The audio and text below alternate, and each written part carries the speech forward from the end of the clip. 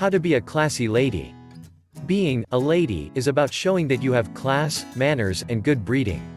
Being a classy lady doesn't mean that you should be snobby or stuck up, but that you should have dignity, consideration, and moderation in your daily actions. If you want to know how to be a classy lady, just follow these steps. Looking classy.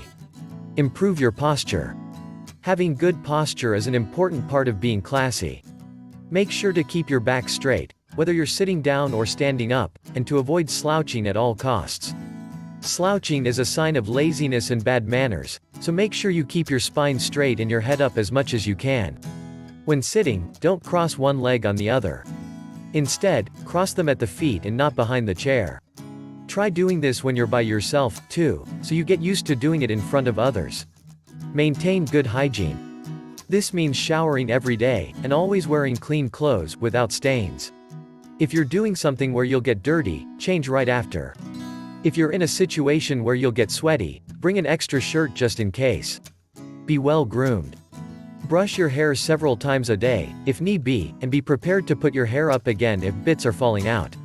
Don't brush your hair in public, though, because it could be seen as undignified. Wait until you're alone in the bathroom to do it. Wear classy makeup, optional. If makeup is your thing, then you should apply it appropriately. For day wear, natural-looking makeup is the best. Little or no makeup is better than smudged makeup. Remember that too strong or poorly applied makeup has a tendency to look cheap. Dress elegantly and modestly. The key word here is to dress with dignity. This does not have to cost very much. Keep your clothes in good repair. Anything ripped or revealing could potentially be seen as inappropriate, although this depends on the event or the look you are going for. It is more important that the clothes fit you well, are wrinkle-free, appropriate for the occasion, and cover all the essential bits. Acting classy. Always use refined language. Don't swear or use crude expressions. Profanity is one of the least ladylike traits. Be an articulate speaker. If you want to sound classy, then you have to speak clearly, avoid mumbling or talking too loudly, and be grammatically correct. A classy lady speaks with confidence and talks clearly enough for others to understand her. Avoid saying, or, like, every 2 seconds, because that will make you look unrefined. Be considerate of others. This is the key to being classy, and without this, you will easily be mistaken for a snob. Be particularly attentive to the needs of the elderly and remember that nobody is beneath your notice. Always be polite. Classy ladies do not say anything hurtful or offensive to other people. Make people comfortable. Classy ladies are social and at ease with others. The key to doing this lies in making the people you meet feel at ease and accepted.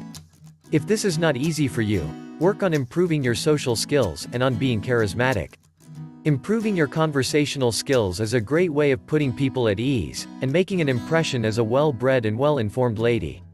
Perfect your etiquette. A good start is to always be polite and to say thank you once too often rather than too little. A firm grasp on etiquette is also helpful if you get nervous in social situations, because you'll always know how you're supposed to act. Avoid gossiping about others. Malicious gossip or speaking badly of people behind their back is not very ladylike. Though you may be angry at someone or feel wronged, gossiping about it to a third party will not solve your problems. If you want to be a classy lady, then you have to restrain yourself and avoid saying anything negative about other people unless you want to cause trouble for yourself. Stand up for yourself with dignity. Being classy and polite does not in any way mean being a pushover or voicing opinions that are not your own. If you deem that your opinions may be too forceful or may be hurtful to those present, do not lie, but change the topic to something else. If someone asks an impertinent question, do not feel obliged to answer, make a joke, or endeavor to turn the question around.